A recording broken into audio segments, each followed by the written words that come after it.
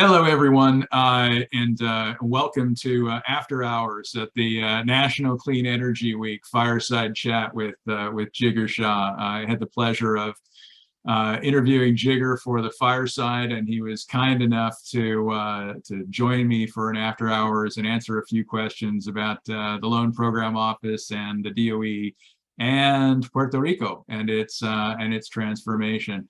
I think you all know Jigar, but if you don't, Jigar is the director of the Department of Energy's Loan Program Office that provides financing to help large-scale clean energy and advanced transportation projects in the U.S.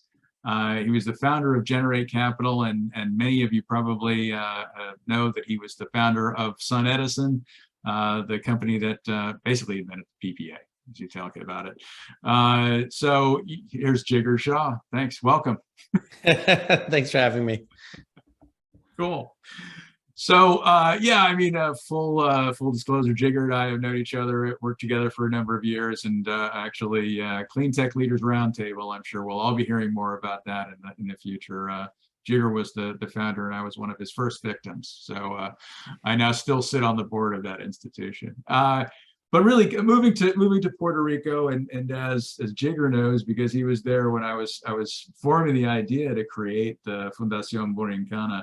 I'm still working to promote it in the programs, but financing and getting financing into Puerto Rico for projects large and small is and will continue to be an issue. So I thought we had Jigar. Let's just ask Jigar a couple of questions. And the first thing I would say is what has the LPO been doing in Puerto Rico at all, or are the things that LPO and the DOE are thinking about in terms of spurring investment? Yeah, I mean, I think the first thing to say is that, look, we operate at the speed of applications. So when applications come in, we have the right to evaluate them. So we can't proactively go to Puerto Rico or American Samoa or the U.S. Virgin Islands or, Guam or other places and say, hey, here's what you should do. And so we can certainly do education, seminars and stakeholder engagement, but we have to wait for an application to come in. We have received some applications that have been in response to some of the PREPA RFPs that have been put out. And as a result, we've done a lot of work on what a credit profile would look like for PREPA. And the way that works is I think people are very quick to jump to think that we're sort of supportive, not supportive, whatever it is. To me, this is really a science around what we can and can't do under our mandate, as opposed to what's, our emotional sort of like desire to be helpful. So if a contract, for instance, has a lot of outs in it, where the government of Puerto Rico or PREPA or others could, exit a contract without making sure that the debt, namely us, is fully supported and paid back, then that makes the project riskier. And so we've worked with the Puerto Rican government and said, here's what I would do to change your contracts to make them more in line with bankable contracts. And that would result in a far lower interest rate, right? And a far higher advance rate, right? And then if you don't make these changes, well, we can only do this lower advance rate and this higher interest rate. And the more clarity we can provide, the more clarity developers have. And so then if they see that they can come to us for a debt, then they'll bid a more attractive price in the RFP. And if they don't think they can get debt from us, then they have to assume that they have to 100% equity finance that project. And therefore the cost of capital will be higher and the price that those citizens of Puerto Rico have to pay for their particular product will be higher. Yeah, and I know I've met and spoken with Michael Grimm, right, from your group, and he's been, we were talking and I gave him the background on the RFP and other things. And he's been, I guess, working visibly and invisibly to try and bring home, hopefully, some of the points that, to folks like the regulator there and PREPA and the FOMB, the group that oversees the bankruptcy. about some of the absences in the structure put out under the RFP and in the contract. So I don't know if there's any follow-up or anything that you can shed on that, but I clearly think that sort of proactive support that you're providing is helpful. You know, people take you seriously. Well, I mean, hopefully they take our office seriously. I mean, and Michael's a wonderful person. He's decided to leave our office, and so he's now, you know, doing that service from another perch. But I think it's important to note that our ability to provide that advice comes on behalf of applicants to the loan programs office. So if we hadn't had applicants that, you know, was using that, then we don't really have a right to evaluate the risk reward structure there and just give people unsolicited advice, right? That's not our role. We're not the world's project finance police officers. We're here to, you know, to figure out whether and how we can move these applications through our loan programs office, right? So I think it's important to note for, you know, our friends in other territories that we haven't received applications from the other territories. And so even though we do have the ability to fund in those territories, we don't have the ability to go to those governments and give them unsolicited advice that they may or may not appreciate unless there's an application that's pending and we're actually representing that applicant. Yeah, yeah. They'll leave the editorials to somebody else, right? Hey, you know, it's funny. I've talked to a number of groups that with, you know, new or slightly proven technologies, and in two areas really that when you're in Puerto Rico, everybody talks about solar and storage. That's certainly the largest stuff that's talking about. But wind, offshore wind, is beginning to be spoken about. There are some technology companies, etc. Modular nuclear. There are people who have been talking about that in Puerto Rico. I can definitely see some applications there. Now, how do I turn this into a question? So I think they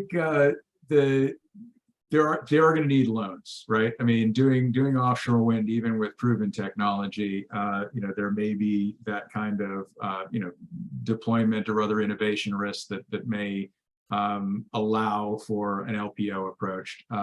Nuclear, I assume, almost by its nature, if you're planning to do something there, you would love to see an approach. Is there would you encourage people, you know, with technologies and potential projects in Puerto Rico to? Well, not only would I encourage people, you know, I'm actively soliciting applications from Puerto Rico.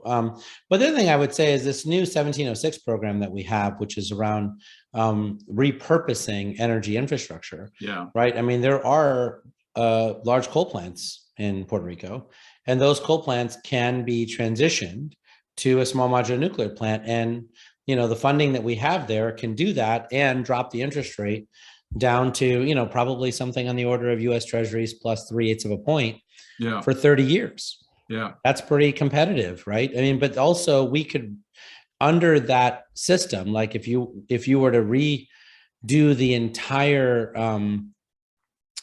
generation base within Puerto Rico over the next, let's say 15 years, we can finance that too under this new 1706 program within a system-wide plan that PREPA would put forward. And that could include securitizing a lot of the debt that PREPA already has to much lower interest rates, right? So we actually have a tremendous amount of flexibility to dramatically improve the lives of the people of Puerto Rico, but that has to be initiated by PREPA, right? We can certainly say that you qualify, but we can't impose that solution on the government of Puerto Rico or on PREPA. They have to willingly believe that that is the preferred path that they'd like to take.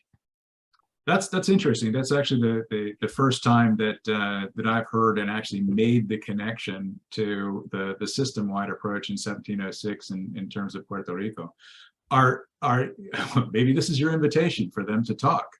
Sure. No, it is an invitation to talk, and we're talking to electric utility companies across the country around whether they're members of the Edison Electric Institute or APPA or the National Rural Electric Cooperative Association or others. And so we're very much interested in helping these utilities serve their customers, right? Because these utilities have been around, some of them for 100 years, and they have this responsibility to provide affordable and reliable electricity to their ratepayers or their members or their customers.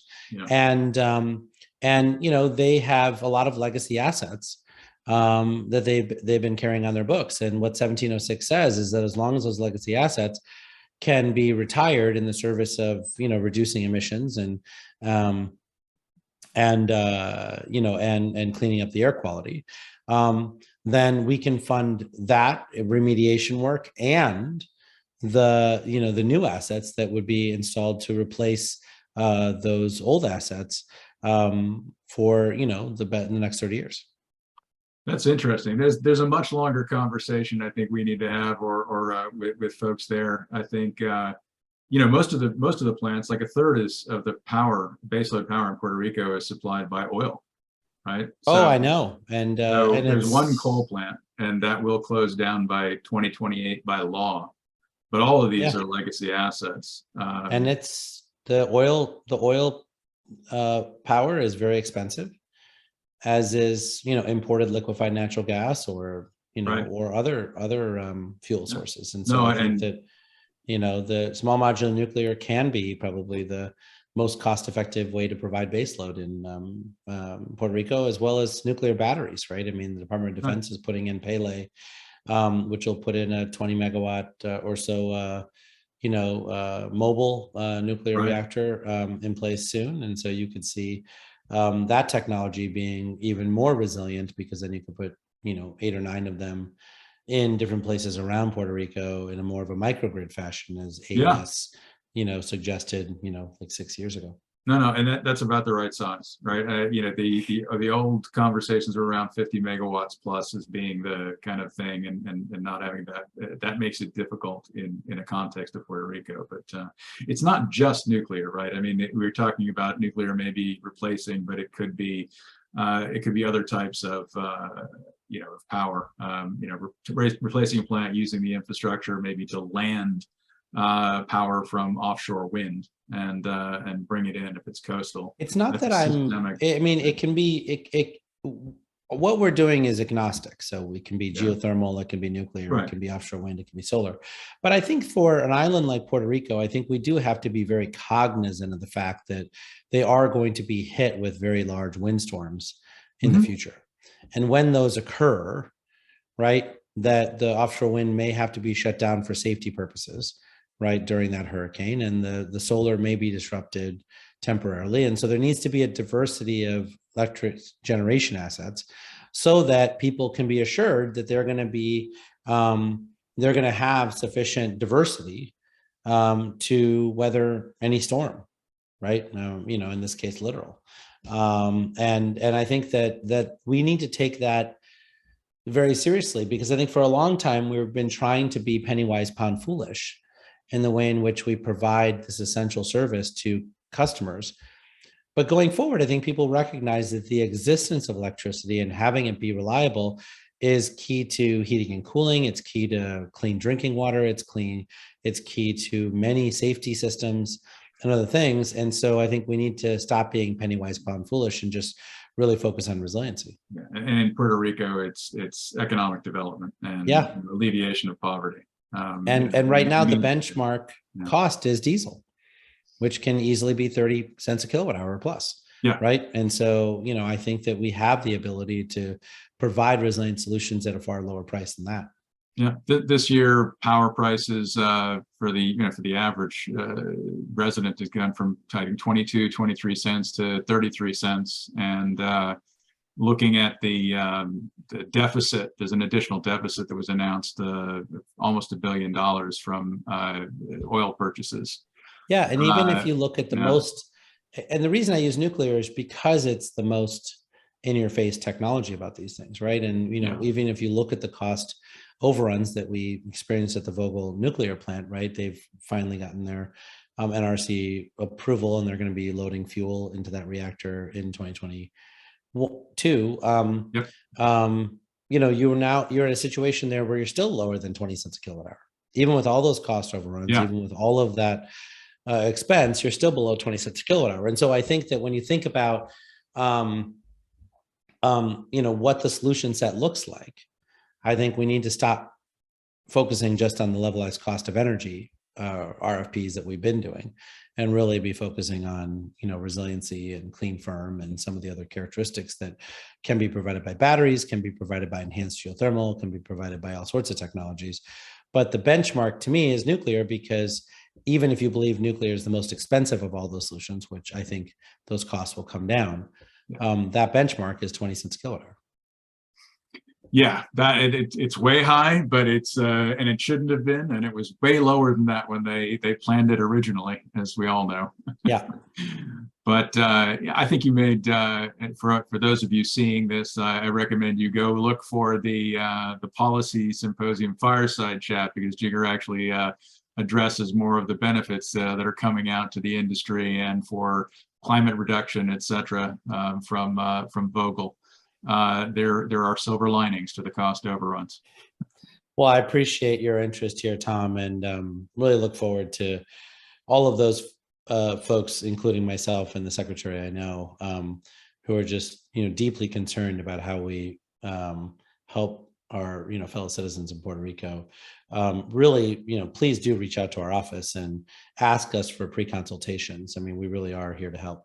Absolutely. Yeah. And I think the 1706, not before the debt is finally renegotiated and settled in for PREPA, but if there's a 1706 call that allows a programmatic refinancing eventually, that refinancing of the infrastructure debt, the legacy even restructured, could mean could be huge, right? I mean, instead of waiting 5 to 10 years for a refinancing in the capital markets, you may be able to do that as a repackaging under the 1706 program, bringing your costs down right away, and potentially freeing up monies that are current and likely deal going to be targeted on everybody's bill, right? Everybody's looking forward and saying, well, they said it's going to be 2.5 to 4.5 cents on top of everything we're paying, that's going to be required by an eventual debt deal, and few people like that. So it would give more flexibility to the application of capital and cash flow, as you well know, in that situation. So that could actually be a huge piece of the future. That's great to know. Yep. Well, thank you so much for your interest here, Tom. Thanks, Jigar. You will. All right, I'll cut it at that point. And now, thanks. This has been fun, and I love talking this stuff. We have a lot to do, my friend. I'll talk to you soon. Okay, you will. Thank you.